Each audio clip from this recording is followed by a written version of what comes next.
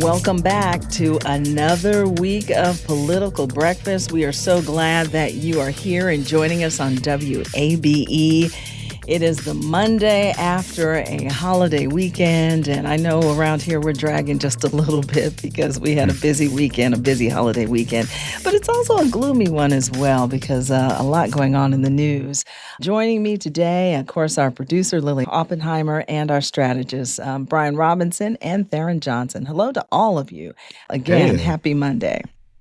Yeah, happy Monday. And I got to give a shout out to Tharon to start off with because, he helped fulfill one of the most miserable days of the year for me by helping me get a bib for the Peachtree Road race. I did not win the lottery. Wow. I applied, but didn't get in the lottery and didn't realize it until last week. And then Tharon got me in, and it was awful. I mean, it was 100,000 degrees. And oh my gosh. Yeah, what a day to run. What a day to be out there. Apparently the hills are still there. Yeah, that sucked. But Did you finish? Did you finish? I finished, yeah. Okay. Yeah. Okay. Then I sit in the couch the rest of the day, kind of recovering from heat stroke.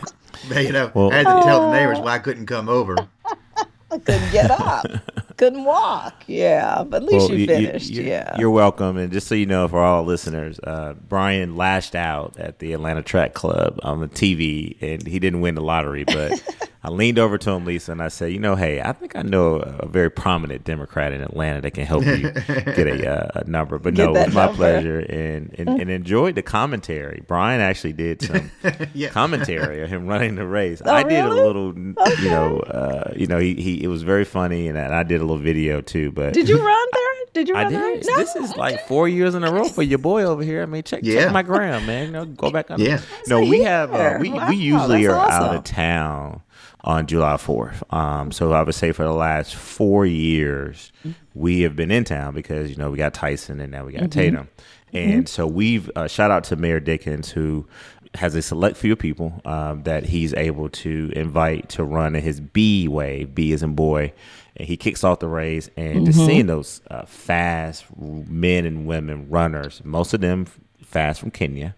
All of them from Kenya this year. I saw. I finished just like that. Yeah. They finished just like that, right? And shout out to Cox Enterprises, AJC, and the Atlanta Track Club for, I believe, putting on one of the best. It was very organized. Yes. It was hot, B-Rob. Not as hot this year as it was last year. Last year, you may remember, Lisa and Lily, people were falling out. Folks were having heat strokes. They had to call it off. It got too hot. Right. And I love seeing the moderate signs along the way. But anyway, no, B-Rob, it was my pleasure and honor to help out a fellow white American in this country that we all love. I needed some black privilege to help me out here and get me over the finish line. How do you two navigate Heartbreak Hill? I hear that's the hardest chunk of the race. Hope Hill now. Hope Hill. Well, a portion of it. I thought about this too. It's still Cardiac Hill, but you get to a point where they call it Hope Hill because it's almost over. It's over.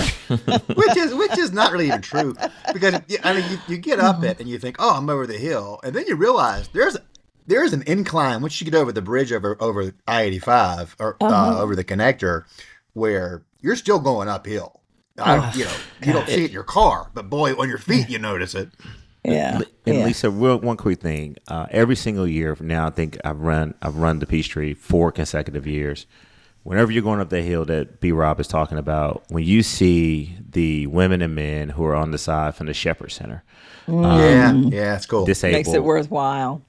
They really wish they could be able to participate the way that many of us participate in the race. But the fact that they're out there cheering people on, and they hand out these blue wristbands, and you need them about that time because sweat is just dripping down your face. But shout out to the Shepherd Center and all of the residents, people who are, many of whom disabled physically in other ways. But thank you all for cheering us on. It's just a sight to see. And it helps me push through the race because I'm like, if they can take out the time to sit and stand and watch us and to cheer us on, the least we can do is to try to finish in their honor.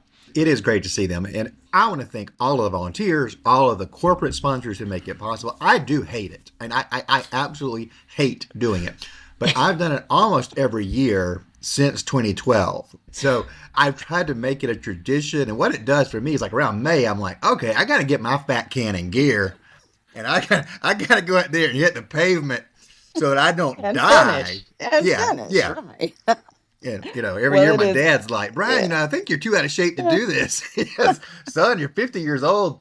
There was this dude at that little stretch there past, the little rainbow intersection there at Piedmont and 10th. Between that and the finish line, there was this dude who passed me, and there was a guy behind him with a sign and saying, make way for Larry or Phil, whatever his name was. And this guy was doing his 50th straight Peachtree Road race. And That's was, what I got. leaving me 53rd, in I his, think it was. I think it was his 53rd. I saw somebody else. Yeah. The guy I saw was a 50th. Oh, really? Wow. That's awesome. B-Rob, I heard recently on a radio program that it was started, I think, in 1970, but in 1974 or 75 is when AJC took it over. Yeah, okay. Got it. So it's always so triumphant to see everybody cross that finish line. And I'm glad you two crossed that finish line. So man. congratulations. It's a great to you Atlanta both. tradition. It really is. Yeah, I stay great in town for tradition. it. Yeah. But, I couldn't help but, listen to the news and watch TV and, back in Texas and think about the folks there and the flood waters and just the tragedy that was happening. And you can't imagine, the camp there. You think about the children missing in the camp and just how that hit home with Representative Betty Carter. He had 2 grandchildren at that camp. Confirms 27 children and counselors died in floods. Yeah. Yeah, that's the breaking news that I just saw this morning. So apparently Congressman Buddy Carter, his granddaughters survived, but one of their cousins died. So One of the cousins. A terrible, heart-wrenching local angle here for us. And, I don't really, having never really experienced flooding, I don't know how this happens so fast. It is absolutely mind-boggling to me that it comes in such a rush that there's not an ability to respond and evacuate. It's hard to visualize what happened, but when you see the wreckage in the cabins, it really is just devastating. And of course, we're all parents here. Oh my gosh, who send their kids to camp and just to think my about daughter's that. going to camp in a couple of weeks for 2 weeks, in a cabin on the water. So it is very personal and terrifying. Very sad. So our hearts and prayers are with those families today because it's it was just frightening and very sad. Very, very, very sad.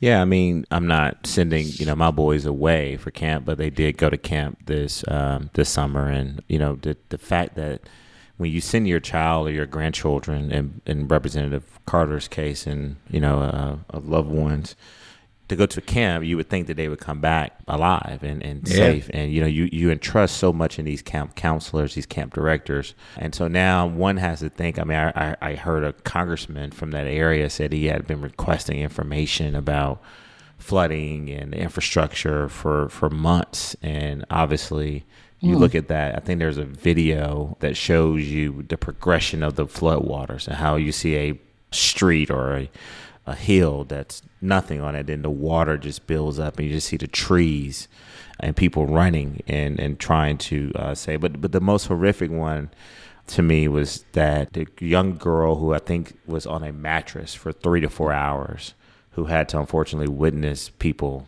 die, and not make it. And she was able to survive by just floating on a mattress for that long. So, so many volunteers and women and men and law enforcement responded as quick as they could. But it just shows you, we live in a time right now where infrastructure and water and flooding and hurricanes, it's just so many natural disasters that are killing so many innocent people. Life can change in an instant, literally.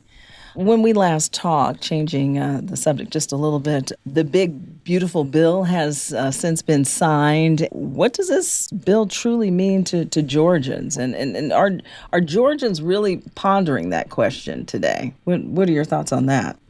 One thing to keep in mind from the Republican point of view is that without this bill, we would have all seen a massive tax increase because this keeps getting portrayed as a tax cut. Really what it is a continuation of the current tax rates. There are some things added in like the no tax on tips.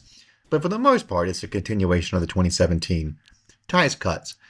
I don't think that people really internalize some of the other aspects just yet, other than the people who are in policy circles, political circles, maybe in healthcare circles, because obviously there is a big impact on Medicaid, but that is to be seen. I think if there are significant cuts to Medicaid and people are losing their coverage, I think that's when you'll begin to see some reaction to that.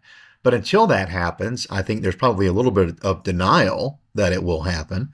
And I do think we'll hear those voices if that comes to fruition. Now that it's done, the Republican focus has been internal, getting this over the finish line.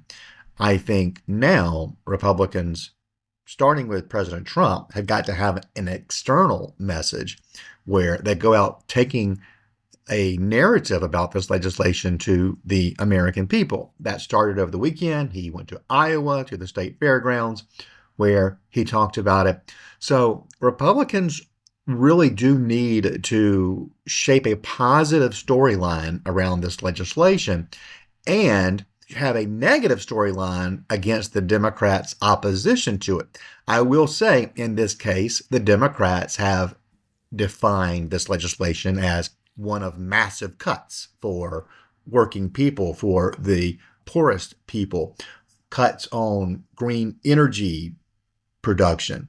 So I think that Republicans have their work cut out for them in rolling back that. And look, this is another one of those examples where the national media, the mainstream media, is to the left of center. And so they are very open to that Democrat messaging and really amplify it. So we've heard a lot of the negatives. We haven't heard a lot of the positives. Republicans have to get that out through their own media channels in the coming days. Lisa, we won't really know the positives or the negatives of this bad, bizarre bill until probably a year from now, because these cuts that I talked about last week on our live broadcast, just to repeat for all our listeners, 750,000 plus Georgians will be ripped away their health care from the Affordable Care Act. Rural hospitals. I mean, B-Rob and I are about to go and have a robust conversation about hospitals. $540 million of critical funding.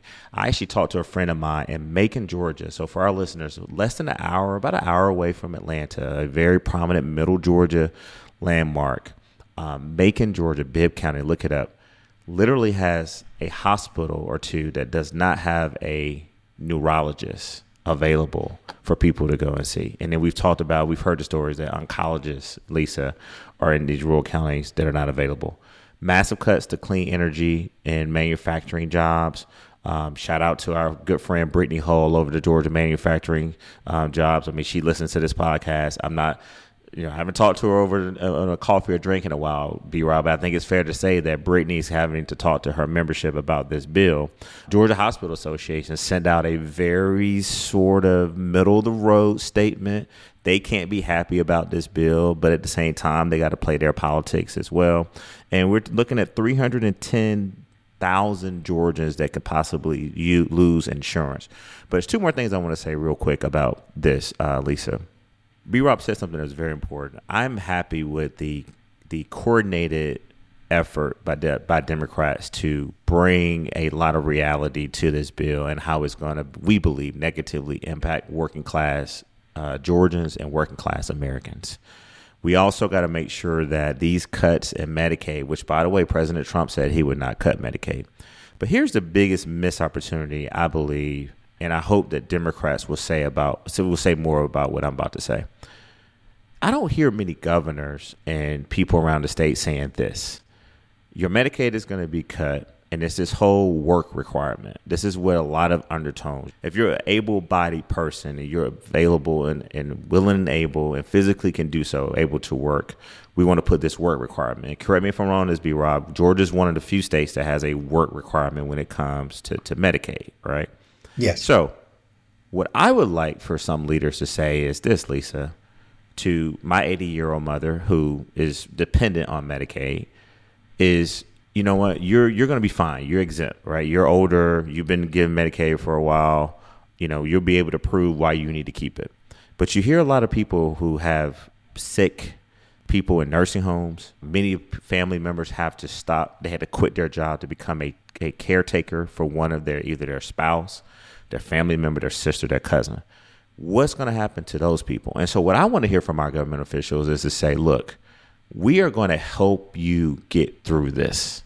Instead of just saying it's cuts and there's no cuts, right? Like Democrats, we're all kind of dug in. But who's saying, hypothetically, Lisa Rayam, you've been on Medicaid for a while. Yes, you've had some issues, but you may or may not be able to fulfill the work requirement and the requirements of this new bill.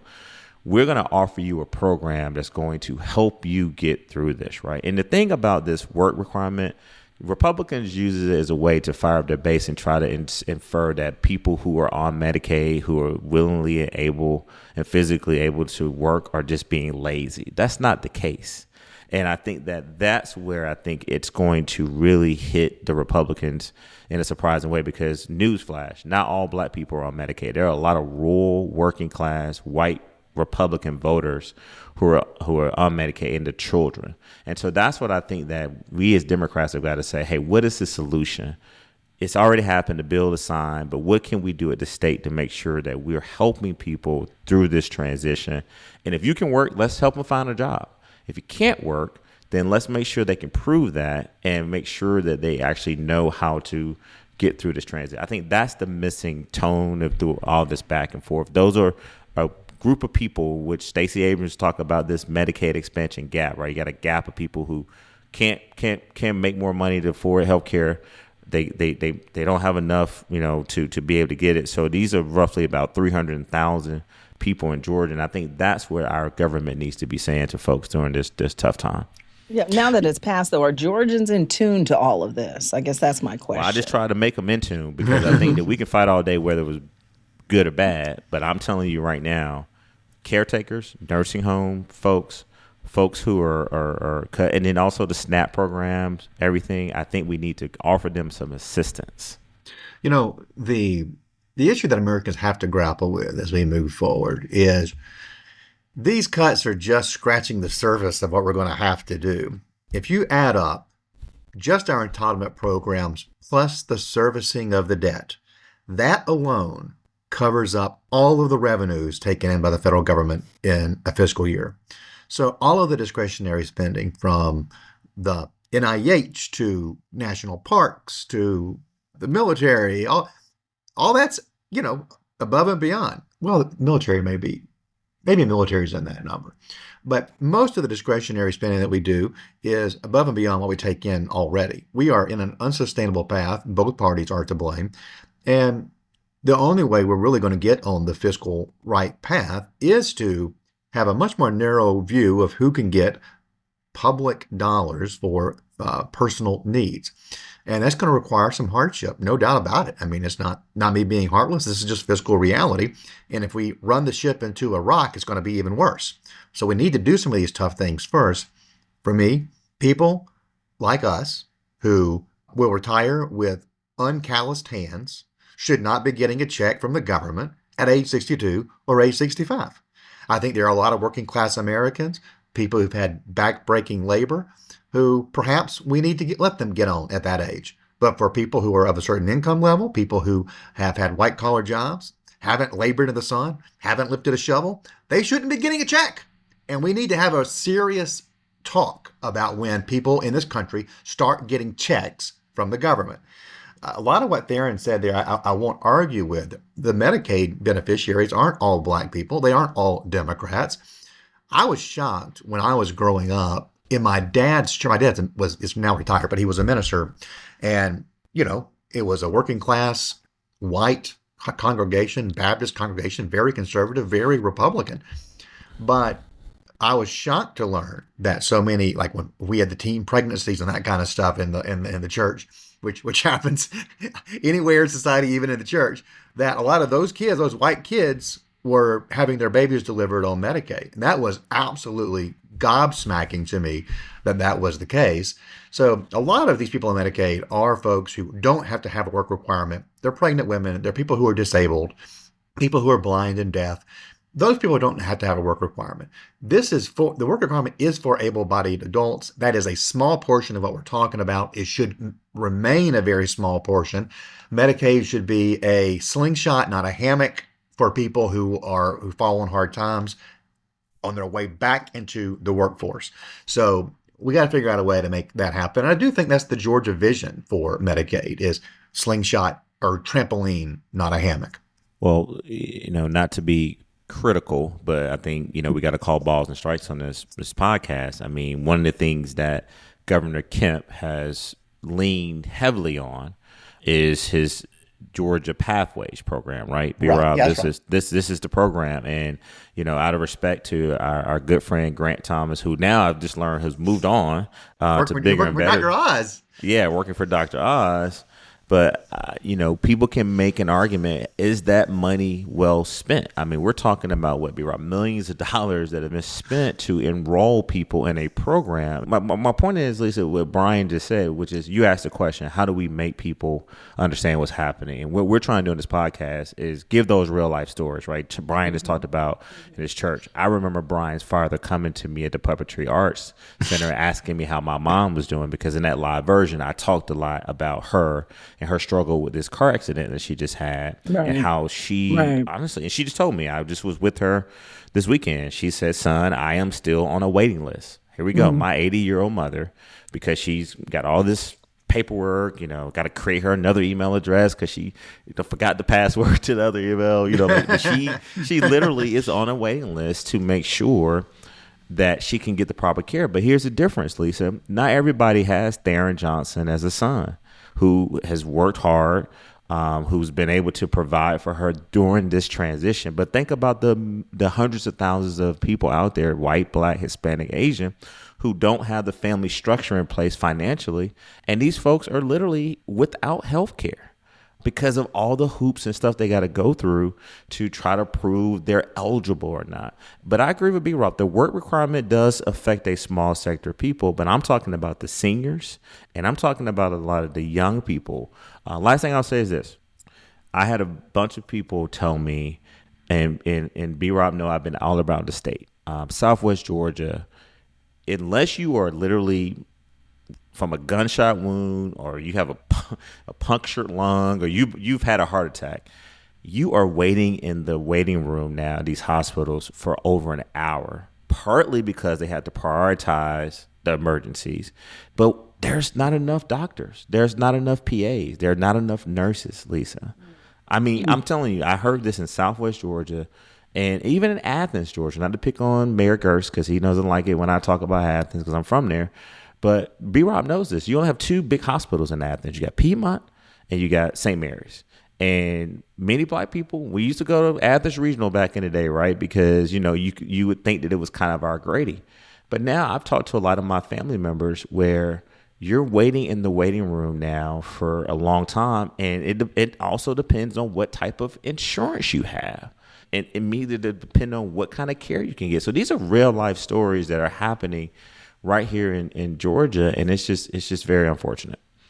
Well, the message today is pay attention now that bill has passed. Message from both Brian and Tharon. So we're going to wrap up the show today, but coming up later in the week, money is being spent on the governor's race. Want to talk about that. And voting is underway for the Public Service Commission. So I want to get your thoughts on that as well. So we'll talk about that later in the week. So thanks for checking in. And again, glad you all crossed the finish line for the Peachtree Road Race. So we'll talk soon.